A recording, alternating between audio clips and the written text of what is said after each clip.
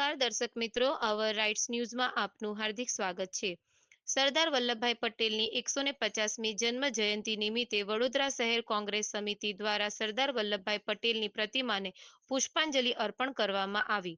વડોદરા શહેર કોંગ્રેસ સમિતિના પ્રમુખ વિપક્ષ નેતા અમીબેન રાવત સાથે કોંગ્રેસના કાર્યકર્તાઓ અને કોંગ્રેસના નગરસેવકોએ સરદાર વલ્લભભાઈ પટેલની પ્રતિમાને પુષ્પાંજલિ અર્પણ કરવામાં આવી હતી. સાથે સરદાર વલ્લભભાઈ પટેલે કરેલા કાર્યોને યાદ કરી તેઓને નમન કરવામાં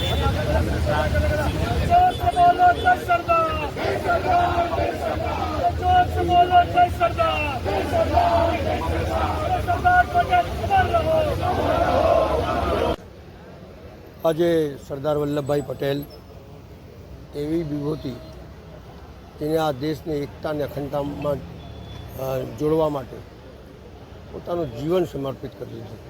1875માં જન્મેલા સરદાર વલ્લભભાઈ પટેલ એ સરદાર કહેલાયા. એટલા માટે કહેલાયા, લોકો જુદી જુદી વાતો કરતા હોય છે, અને એક સામાન્ય પરિવારમાંથી ઊભા થવું, કરમસદમાં ભણવું, વકીલાત કરવી અને નિષ્ઠાપૂર્વક વકીલાત કરવી, બેરિસ્ટર બનવા જવું આવું અને ગાંધીજીના માર્ગદર્શન હેઠળ દેશના આંદોલનને, દેશની આઝાદીના આંદોલનમાં જોડાવું, એ તમામ ભૂમિકાઓ છે. પણ સૌથી મોટી વિસ્મય જે એમને વાત કરીએ એ છે કે બિના હથિયાર ઉઠાએ એ દેશ को એકતા और अखंडता के डोर में बांध दिया. એમના માટે જાતિ પ્રથા કશું નથી, દેશ સૌથી પ્રથમ હતું. અને તે વખતના નેતાનામાં પબ્લિસિટી નહોતી, આ ટીવી મીડિયા વગેરે કશું નહોતું.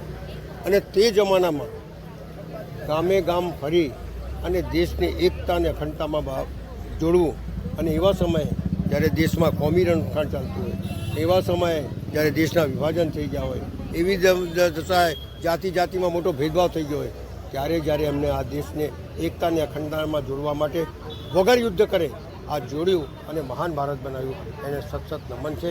આવા નેતાઓની આજે જરૂર છે, જે નેતાઓ જાતિ પ્રથાથી દૂર રહી આ દેશને આગળ વધારવામાં પ્રયત્ન કરે.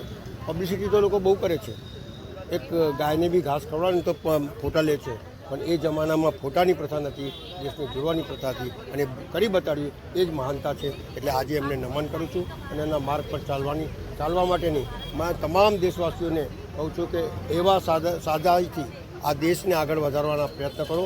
અને દેશ જ્યારે એકતા અને અખંડતાના જોડમાં હશે ત્યારે કોઈની તાકાત નથી કે આપણી સામે જોઈએ. એમને એવી તાકાત ઊભી કરેલી, એટલે એમને નમન કરું.